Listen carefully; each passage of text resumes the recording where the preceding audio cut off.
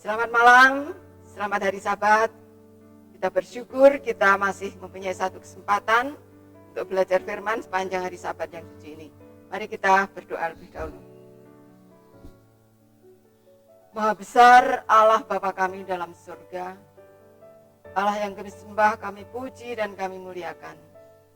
Bapa, terima kasih dan syukur Kau masih memberikan satu kesempatan kepada kami anak-anak-Mu untuk belajar firman-Mu, sehingga kami merasakan satu sukacita sepanjang hari Sabat ini, karena Engkau sendiri yang akan memberikan satu pelajaran yang indah dalam kehidupan iman percaya kami. Terima kasih Tuhan, sertai, pimpin, dan Engkau sendiri yang akan memberikan pelajaran ini sehingga kami semua boleh mengerti, mempraktekkan, merenungkan dalam kehidupan kami sehingga kami layak menjadi umat-Mu. Terima kasih Bapa, mohon ampun atas semua kekurangan, kelemahan, dosa, kesalahan kami. Karena semua ini kami mohon di dalam nama Yesus, Tuhan dan Juru Selamat kami. Amin. Oke, pelajaran kita sampai ke 8 ini masih berpusat pada perjanjian Tuhan, yang pada saat ini berjudul Hukum Perjanjian. Perjanjian mendefinisikan hubungan antara Allah dan Israel. Itu juga memberikan gambaran kepada di mana Israel dapat hidup yang akan menyebarkan pekabaran Allah dengan lebih baik. Tuhan telah menuntun umatnya supaya jangan sesat. Dengan memberikan hukumnya kepada Israel di Sinai, Tuhan mengharapkan Israel yang telah dijanjikan menjadi bangsa terpilih karena janji Tuhan kepada Abraham, bisa menjadi wakil Allah dalam menyampaikan keberadaan Allah dan karakternya kepada dunia dan kepada segala bangsa. Walaupun Israel hanya bangsa yang kecil, lemah, dan sebagai budak di Mesir. Ikatan yang mengikat, yaitu hubungan kedua belah pihak yang mengikat, harus dipegang keduanya. Semua pihak harus memegang janji penurutan kepada hukum itu, yaitu Allah dan manusia. Hukum dalam perjanjian adalah ajaran atau instruksi atau petunjuk-petunjuk Allah dalam hal moral, sipil, sosial, agama, dan lain-lain.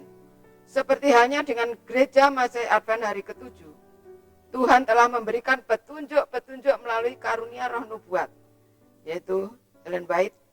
Untuk itu sebagai anggota gereja Masehi Advent hari ke-7, perbanyaklah mempelajari tulisan-tulisan roh nubuat agar kita bisa mengerti rencana Tuhan bagi kehidupan kita ketika masih ada di dunia ini dan juga pada kehidupan kekal nanti.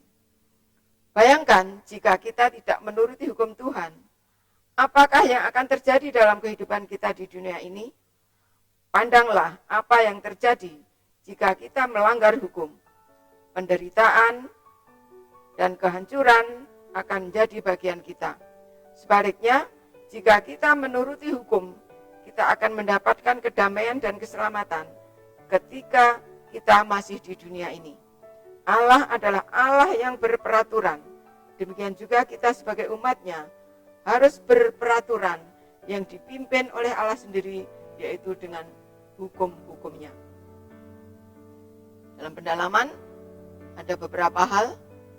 Pertama-tama harus ada kasih di dalam hati sebelum seseorang dapat kekuatan dan kasih karunia Kristus mulai memelihara perintah-perintah hukum Allah.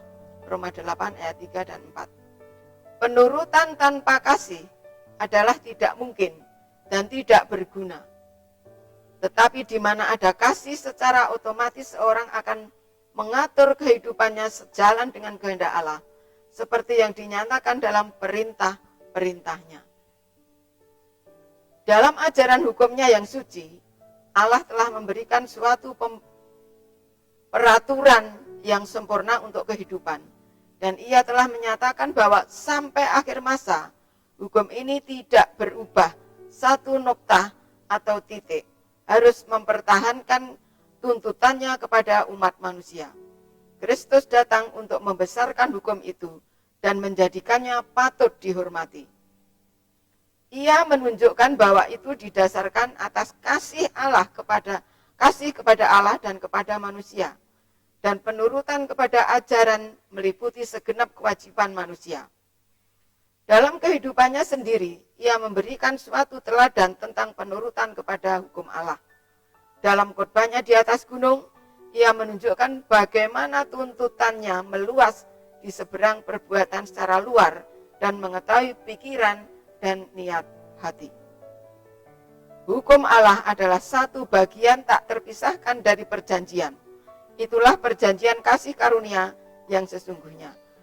Akan tetapi, kasih karunia tidak pernah membatalkan kebutuhan akan hukum. Sebaliknya, hukum adalah jalan oleh mana kasih karunia dinyatakan dan diekspresikan dalam kehidupan mereka yang menerima kasih karunia.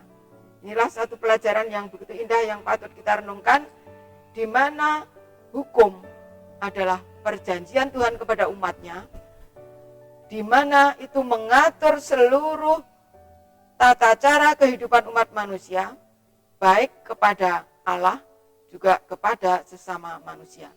Untuk itu biarlah kita tetap memperhatikan, walaupun hukum itu tidak menyelamatkan kita, tetapi bila mana kita sudah menerima kasih karunia dari Allah, yaitu keselamatan, kita akan tetap menjalankan atau melakukan atau mengikuti hukum itu sebaik-baiknya, sehingga kita boleh tetap berada di dalam lindungan Tuhan. Inilah satu pelajaran yang patut kita renungkan. Kiranya Tuhan memberkati kita semua. Amin.